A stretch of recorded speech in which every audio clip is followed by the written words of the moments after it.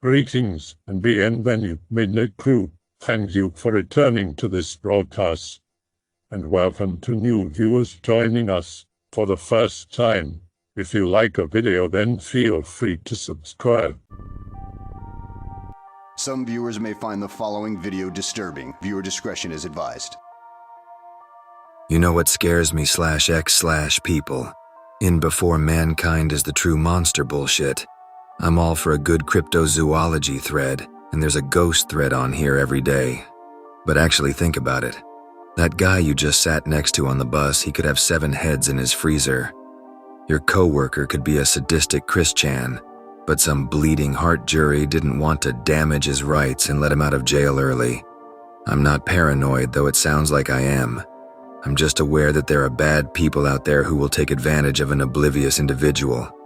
If that makes me paranoid, then fine. Does anyone have any scary stories of people? Stalkers, murders, kidnappings, hell, even cults? I'll start with mine. B10, living in a middle-class neighborhood. We're not Norman Rockwell, but we do fine. Summertime. Aw, yes. Outside, playing army with my friends. Suddenly, I hear a jingling melody. Can only mean 2 things. Santa's coming to town or an ice cream truck. Ice cream truck. Kids run out after it, even the fat ones. Ice cream man is a little weird looking. Really tall, has this handlebar mustache. Don't care, he's got ice cream. 2 days later, he's back.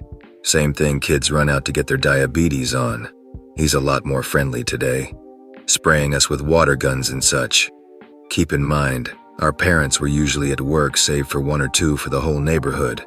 Like that show Ed, Edd and Eddy, where they were on their own just playing all day. Ice cream man's visits become normal to us. Makes us do weird shit to get ice cream. Figure it's just a game. One time I had to smell a girl's shoe. Starts taking photos of us to remember us. Says whoever buys the most in 1 week gets a free sundae. Don't see or hear from him in 2 weeks. See his face on the news. Parents won't tell me why. Find out a few years later. Convicted Diddy. Tried to kidnap a girl in his truck. Also find items of a missing boy from 2 states over. Be a few weeks ago. My girlfriend lives out in a rural farmland area. Pretty isolated, but houses are still within walking distance of one another. The crazy meth head neighbor's family used to own all the land. Sold all the land for meth and booze, including my girlfriend's family's land. The crazy meth head chick shaves her head one day and always walks up and down the roads flipping off cars that pass by and yelling at people's houses. My girlfriend's dog mysteriously dies after being outside. We suspect the meth head neighbor. We are outside my girlfriend's house one night, watching the stars, dead quiet. Suddenly hear the meth head neighbor singing goddamn close by like holy Christ she was right there somewhere. We freeze and listen. Hear it again, but still can't place it. We sit there in silence for 10 minutes, never hear anything else. Nope. Avi. She finally got arrested because she was terrorizing the whole county road. But she'll be released soon. It feels like a decent place to get this off of my chest. I am a senior in college right now, and I have had a stalker since my senior year of high school. Well, here's the rundown. I won't be super specific because that would take forever. This will serve as a nice catharsis for me, though. It all started when I was a senior in high school. Things were going well for me. Got into a good college, was dating the prettiest girl in school. I was in a band, like most of us in high school. After one of the local battle of the bands, someone messaged me on Facebook with the alias Jan Mosely. The profile was obviously fake, but they thought they did a good job covering it up. The person was trying to get me to hang out at a certain address. It was a guy pretending to be a girl, basically. I shrugged it off as some weirdo until I got to college. There was a new alias every few weeks, harassing me, threatening to tell my girlfriend all the bad things I had done in college. Time went by and the girlfriend broke up with me. I thought it was over. Nope, that was just the beginning. He harassed me, and every girl I've ever dated since. He had a new alias every few weeks, talking about how horrible of a person I am. He sent letters to my parents' home, asking if he could sleep in my bed, while I was away on vacation and all this creepy writing. He hacked into my Facebook, my email, called me a few times, knew all of my addresses as well as current girlfriend and ex-girlfriend addresses, and he even tried getting into my bank account. He sent cryptic letters to people with my address as the return address. Questionable things like dead tree bark inside of a box or letters with creepy pictures of me sleeping. He didn't take them. They were taken by someone else I was dating and put online without my consent. I decided to go underground. I deleted any internet presence I had and just tried to live my life normally. It didn't help. He seemed to know everything I did, things I did in the comfort of my own bedroom as well as others. He knew such dark things about me and used it to his advantage. Even when I think it's over, he always comes back for me. It has led me to be extremely private and closed in. I used to be a very open person. I do own firearms, and he was mostly the reason for my purchase. The only way to combat a stalker you can never find is to live your life and be happy. I'm working on that. It has just been hard. I don't think people understand the psychological effects a stalker has, and how unsafe it really makes you feel. If it's long-term, it seeps into your subconscious as a constant reminder. It hurts your social life a lot too. People don't want to get to know you because they don't want to get harassed through some social media venue. I really wish I knew who it was, so I could hurt him. I wouldn't care what the law did to me at that point. I haven't dealt with him in a few months, but he'll be back. He always comes back. Someday he'll slip up. I can only hope. Be 14 and dumb. Spend time with friends and a girl I do not know too well. We used to go to the same school with her, but she moved and kept in contact with one of my friends. She is pretty much poor, and she is doing drugs. She has some cheap-ass cider and other drinks. We drink it at her place since her mom is not home. Just walk around the neighborhood drunk, having a good time, all 5 of us. She convinces us to go to the house of some dude to crash since we do not want to get caught drunk by any of our parents.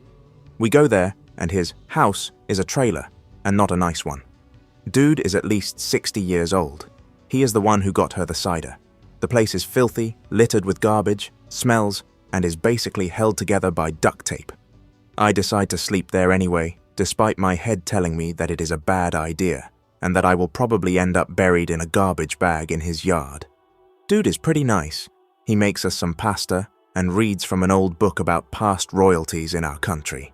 He insists that me and my friend should sit in his lap, but other than that, he does not make any pass at us. Leave in the morning when he is sleeping, never go there again. Yeah, and it turns out that the guy is pretty much the most famous serial Christian in my country.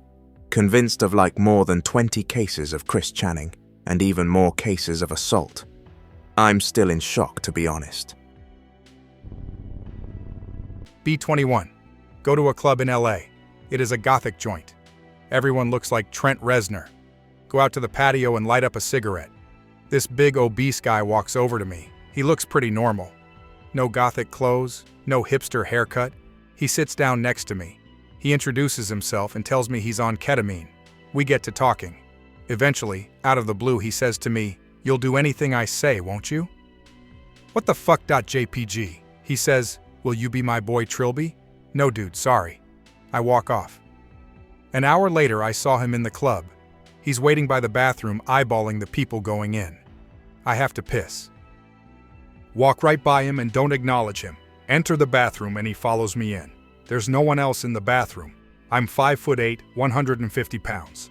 He's about 6 foot 300 pounds. Engage fight or flight mode. I turn around and he's grinning at me like a madman. I pull out my knife and brandish it in front of him. He's still grinning, but moves aside so I can leave. I go home an hour later. I look online and find out Trillby is the name of a novel where a hypnotist brainwashes a singer named Trillby and makes her his slave. Nope.jpg. It still haunts me to this day. I'm always wondering if he indeed found his Trillby. Fucking psychopath. Work for Walgreens. I am the photo guy. Developing a few rolls of 35mm film. Scroll through images after they're developed. All pictures are of women walking down the street taken from a car or a darkened window. Holy shit, this guy's a creeper. Realize that I recognize the scenery in one photo taken from inside a home. It's literally right down my street. This guy lives down the street from me. I can even pinpoint the exact window this was taken from. Shit. Check this guy's history in our system. He develops like 6 rolls of film every couple of weeks. LOL what.png. My girlfriend convinces me to call the cops, give them his name and number that is in our system. Police call back later saying that info is fake. The name and address aren't real and the number is that of a church. An officer comes in. Check out the photos. Says he hasn't done anything illegal since they aren't in lewd positions. He notices that the man has taken pictures of the same girl on multiple days from his car. Says he knows the girl. She works in a store he frequents. Decides that's enough to flag him as a possible stalker. Says he'll tell the girl to watch her back. Takes a copy of the photos to HQ. I haven't heard anything since then, and I don't work there anymore. I still make sure to watch my back and keep my eye on this guy's windows every time I walk past, though. I always think that it would be funny if the cop who came in was actually the guy who takes the pictures. He had a really odd reaction. Not very surprised. Same poster, different story. Be a kid, like 9 or 10, at a small local fair with Dad, getting late, leaving soon. Dad lets me go buy some sand art. Yes, I want colored sand in a plastic bottle. Buy my sand. 2 clowns approach me. Think, that's weird, I've never seen clowns at this fair. Shrug it off. They start being ultra friendly. Have an awesome battery-powered bubble blower. They tell me how cool it is and ask to play with it. Sure. They act like it's the most amazing thing in the world. Ask me some other general stuff. Name, age, if I have any pets, etc. Dad sees me and calls me. Says something along the lines of, "Hey Anon, get away from them." Grab my bubble blower and rejoin my dad. Head home. It still kind of freaks me out to this day how close I could have been to being clowned. I kind of think they may have just been really drunk or something. Still, weird. Actually, I find the opposite. As shitty as some people are, most of us do our best to be neutral or nice. I regularly help people I see. A guy at the hardware store trying to load his truck, a woman that can't reach the top shelf, etc. It takes me less than a minute, and it makes someone else's day a little easier. The only people that scare me are the ones constantly worried about others. My sister was mugged, and now she's afraid to leave home at night. My dad has gotten older, and he thinks everyone is trying to get him. He spent a small fortune on guns and surveillance. In all the decades of his life, he's never been attacked, except in Vietnam, but that's war. How egotistical to think people consider you for more than the few seconds you're in view. Even if you try hard Billy Badasses that talk about killing people, once someone walks away, they are out of your mind in seconds. Get over it. You're all just a teensy blip in the 7 billion strong ocean of people. Not mattering doesn't make you a target. Mentioned before, but okay. Be like 10 or so. My older sister is 13. We convinced her to walk to the store with me for candy or something. It is less than a mile. Mother allows us to go alone since sister went with her friends all the time, etc. Halfway there, passing sketchy apartments by the park. Hey kids, can you help me find my dog? Me being an idiot kid asks, what's he look like? My sister freaks out and starts yanking me along. I didn't understand. I was pissed at my sister for ages about how we might have been able to help the poor lost puppy. Years later, I'm like 15. At the store with my mother and sister. Oh my God, Mom, that's the guy who tried to grab Anon and I that day. Me. What? I had completely forgotten about that incident. I just then realized what almost happened that day. I continue seeing the sketchy guy at and around Walmart for years to come until I move away. Oh well, .jpg. I always ask them if we should report him or something, but my mother said it had been far too long to do anything now, and we didn't have any proof, and to just avoid the guy. I have had a similar experience. Be a kid, don't know what age, with older bro walking. Some people pull up. One gets out and says, "Hey, can you help us? We lost our dog." Being the sociopath I am, I reply with no. Never cared for their dog. They persist. Older bro seems to be falling for it. He asks, what does he look like? You stupid spurg. The lady in the car looks at me. I shake my head no at her. Guy tells bro to get in the car and I can come too. Finally, he gets it. Says no, we have to go home. Or does he? Mom was a hard ass, always angry, so we grew up sneaky. Guy goes well okay. Guy looked disappointed, we go home. I'm thinking, thank God I wasn't forced to look for a stupid dog. Note bro is 5 years older than me. Never heard anything on the news. Seriously, I can't fall for those traps because I really don't care most of the time. They offered candy as a reward and me and my bro only worked for money to buy video games. We didn't tell our mum because she would scream and curse at us. We've learned never to tell her anything because she would curse and scream at us instead of asking if we're okay. Oh well, they didn't have a dog anyway. Another fun one here. Be 12 or 13. Finally make a friend. She's popular. She always parties and has even done drugs. Sneaks out of home. We are from two different worlds. Hanging outside after school waiting for her mom to pick her up. I live up the block and walk home. It is very late after school. Nobody is around. A white van pulls up at a red light. It is filled with 3 guys. I am talking with my friend. A guy from the van is calling us over. Of course I don't care, don't hear, and am talking. My friend turns around and walks over. Rude, stupid punk. I stand behind her near a pole. Backup plan. They are asking us what we are doing here by ourselves. I stand there getting a good look at all these urbanites. The driver catches my eye because he hasn't spoken to any of us. He is pretty good looking, way out of my league. But he's glaring at me as I am at him. Super serious face. I'm getting the vibe he's surrounded by idiots just like me. Feels .png. The super long red light finally turns green and they drive away, saying bye. My friend is laughing it up. I'm like, why did you walk over there? I lecture her as she gives dumbass answers. Deep inside, that was exciting because I am still a loser who doesn't get to socialize with real people. I tell my mom, big mistake, both me and my friend get grounded. But I got cursed at and screamed at even though I kept my distance and just watched out for my friend knowing there was a police station up the block. I hate my mom. It was a moving van, the U-Hauls ones. Plus, the school building was still open too. Tonight, my friends and I left the bar. It was on top of a parking garage that we met Vicky. She had just left the hospital, recovering from alcohol withdrawal symptoms.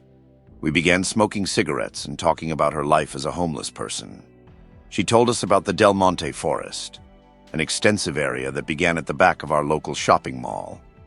We had always seen plenty of no trespassing warnings, and were often chased out by security for smoking there as teens. We knew plenty of homeless people panhandling nearby. What we didn't know of was so sinister. Vicky told us about the disappearances, how she lived in the forest for 2 years among thieves, killers, and crazies. She told us about the snuff films that were made at a donkey farm in the woods, how wealthy elites would drug girls on heroin and drop them in the forest. It was easy to make people disappear there. Her conscious mind weighed heavy with the pain of the forest and began reporting to the FBI in hopes that it could end. I can't remember what she said it was called by the native people. I believe the Forest of Lost Souls. It's so creepy to imagine that these things could be happening at the outskirts of a normal town, Monterey, California. Does anyone else have stories of the dredges of society from knowledgeable transient people? I just didn't know who to talk to about this tonight. Holy shit. I have been to the forest OP is talking about. This was about 2 years ago. My friend Chris and I were trying to advertise for a show our band was doing at some local joint when we met this homeless guy. Don't remember his name, so we'll go with Jeff. Anyway, We had been out passing flyers around town and jamming a little on acoustic guitars, and we were getting tired. It was then that Jeff came up to us. This guy didn't look like the typical homeless guy. He actually wore some khaki shorts, a pair of Chucks, and a pretty fresh-looking Coheed and Cambria shirt. He was also clean-shaven, but we could tell this dude was wrecked. Smelled like straight bourbon and looked like he had just done all of the cocaine. But the guy was pretty rad. He asked if he could jam with us and was actually a blues master. We spent a while jamming and shooting the shit with him. After a while, he just sort of brought up the Del Monte forest.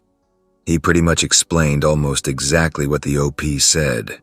Druggies, murders, schizos, rich perverts, and all the insanity of hell conveniently located in one forest known as the Forest of Wandering Souls. He said it was some translation from some tribe or some shit. Since I grew up around the area, I had heard rumors about this place. It was always just loose accounts, something akin to stories of the deep web. After we had parted ways with Jeff, I told Chris about the rumors I heard confirming this story. He thought the shit was absolutely disgusting and didn't want anything to do with it. I, however, had always wanted to do a bit of investigation into this rumor. I am the type of guy that fancies urban exploration, especially if it involves spoopy stuff. Years ago, I stayed near Del Monte Forest on a photographic assignment to capture the essence of the reported subculture that existed there. Of course, I'd heard the stories from a few loose tongues at local bars after I'd softened them up with some cheap bourbon. However, what eluded me was the actual location of the forest folk, and there was no real idea of when the unusual events were due to happen. Through blind chance, I met a guy called Juan. He spoke very broken English but was able to tell me about the structure and hierarchy of the various groups in the forest. I asked him whether a meeting could be arranged with the group leaders, but he was dubious as to whether they'd go for this. Nonetheless, he said he'd try. I didn't hear back from him for a few days and was starting to think he'd flaked out on me. However, one evening there was a knock at my motel door. It was Juan. He was covered in bruises but told me that was the price of an audience with the group's leader. I apologized for putting him in this predicament and offered him some cash as a gesture, but he waved it away and laughed.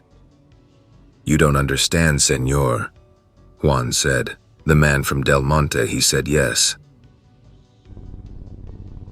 Okay, so this story probably isn't very scary and might not even be paranormal, but it's true and I'm scared, so here.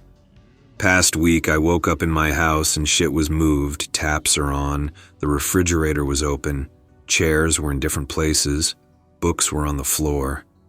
First thought is, oh shit, I have been robbed. Check around. Everything is still there, just messed up. I realize I must have sleepwalked since I normally shut my bedroom door, and it is always open in the morning. The second day of the week, this happens again. It is a mess to tidy. Try sleeping pills. Third day, the exact same shit happens. I am annoyed. I try something, invite my girlfriend over and ask her to hide one of the keys to my room somewhere in my room. Somewhere I could not find it without asking her. She locks it from the outside with the second key and goes home. Wake up. Again. Door open. Shit is thrown around still. There is milk all over the floor. Phone her. Ask her where the key was. Check behind the book she put it behind. It is still there. Laugh and ask if she forgot to lock the door or came back as a joke. She says no, I would have heard if she came back and woken up from doors slamming and shit. Worry slightly. Think some crazy guy has a key to my doors and is fucking with me. Get one of those remote control security systems. Plug it in outside my door and put 3 movement detectors out. 1 in my room, 1 in the kitchen, and 1 in the dining room.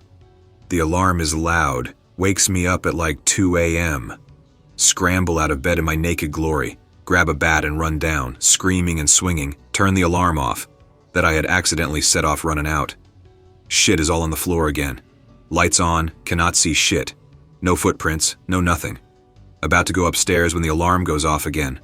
The door to my room is closed. The 3rd alarm has just gone off. The one in my room is flashing red. Panic. I think there is a murderer in my room. Plan on going in. Really do not want to walk in on whatever the fuck it is. Decide to run into my bathroom. I've got a giant-ass armchair in there. Lock the door behind me.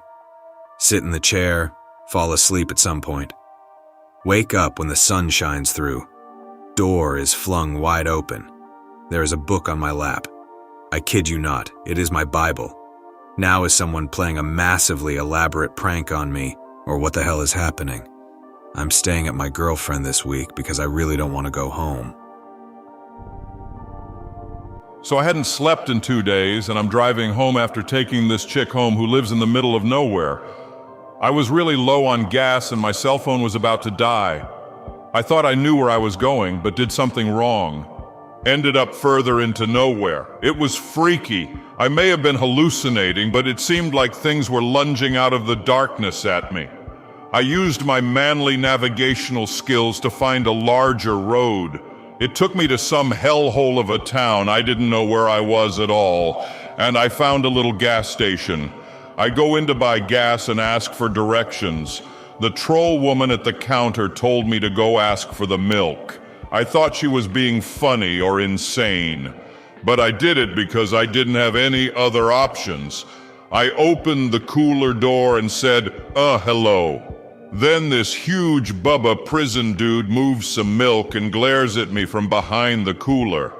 I say that I needed directions, and he motions behind him and says, "She'll be right out." I'm confused, but I don't want to anger Bubba, so I go back to the counter. Then a young woman, late 20s, comes out of the back and asks where I need directions to.